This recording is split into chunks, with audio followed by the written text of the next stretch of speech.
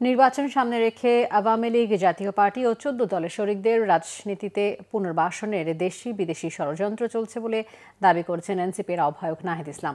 জুলাই গণহত্যার বিচারের রায় কার্যকর দল হিসেবে আওয়ামী লীগ ও শরিকদের বিচারের দাবিতে শনিবার বিকেলে বাংলা মোটর থেকে প্রেস ক্লাব পর্যন্ত গণমিছিলে শেষে এসব কথা বলেন তিনি। নাহিদ ইসলাম বলেন, শেখ হাসিনাকে আশ্রয় দিয়ে ভারত বাংলাদেশের নাগরিকদের বিপক্ষে অবস্থান নিয়েছে। তাদের উচিত শেখ হাসিনাকে ফেরত পাঠিয়ে বন্ধুত্বসুলভ আচরণ করা। বাংলাদেশের কোনো রাজনৈতিক দলও আওয়ামী লীগ ও দোসরদের ভোট ব্যাংক ভাঙাতে রাজনীতি করছে বলে অভিযোগ করেন নাহিদ ইসলাম।